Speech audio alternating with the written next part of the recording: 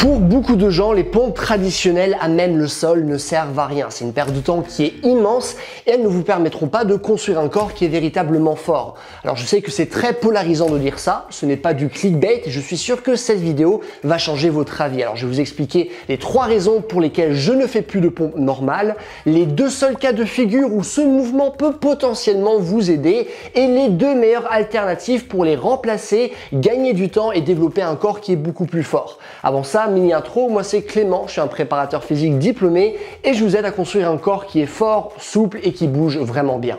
La première raison, c'est que ce mouvement est beaucoup trop simple à effectuer. Donc à part si vous êtes un débutant complet, ce mouvement va rapidement ne plus vous être utile. Alors là, vous allez peut-être me dire, ok, on peut augmenter le nombre de répétitions.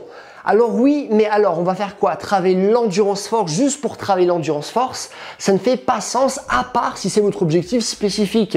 Mais dans une démarche de force maximale ou d'un développement physique conséquent, la pompe traditionnelle ne va pas réellement être intéressante. Surtout que par expérience, des mouvements plus durs de poussée verticale, comme par exemple les pike push-ups, vont impacter positivement votre force de poussée horizontale, c'est-à-dire celle nécessaire pour effectuer les pompes normales, alors qu'en fait le contraire est bien moins vrai.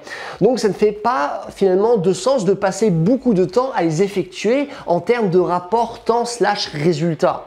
La deuxième raison, c'est que l'amplitude est réduite parce qu'on est gêné par le sol, ce qui nous empêche de ramener complètement nos coudes en arrière, ce qui limite donc le recrutement des pecs et des épaules.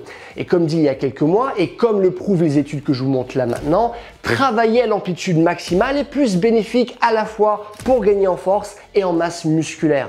Alors là, vous allez peut-être me dire qu'on peut faire des pompes avec les mains qui vont être surélevées, ce qui est entièrement vrai et rend ce mouvement bien meilleur, mais donc à ce moment-là, on ne fait plus référence à la pompe traditionnelle, il s'agit d'un exercice de pompe spécifique qui, oui, est tout à fait viable, mais qui n'est pas la pompe traditionnelle que je suis en train de critiquer dans cette vidéo.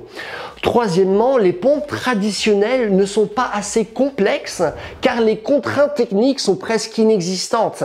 Alors que dans les sports, il faut être capable de pousser dans plein de directions possibles, dans plein d'angles différents et dans des conditions qui sont instables. Donc même la force que vous allez développer avec les pompes sera moins transférable dans le chaos qui régit les sports. Et il suffit de commencer à s'entraîner pour réussir des mouvements compliqués pour se rendre compte que les pompes ne vont pas du tout vous aider.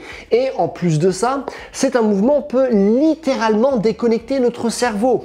On n'a pas besoin d'une proprioception qui va être particulièrement élevée. On n'a pas besoin de réfléchir, de bien s'organiser, etc.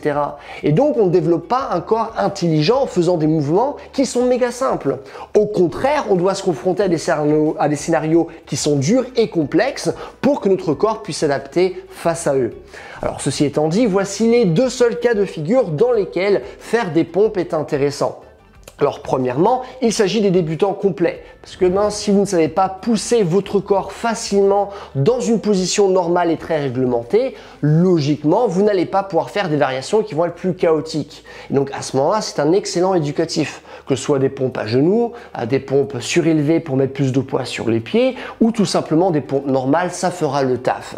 Et le deuxième cas de figure correspond à vos besoins spécifiques. Donc imaginons vous êtes blessé, vous aimez ce mouvement ou je sais pas, vous en avez besoin par rapport à l'armée, etc. Alors à ce moment-là, effectuer ce mouvement a du sens. Mais maintenant, laissez-moi vous donner 2 alternatives qui sont bien plus intéressantes.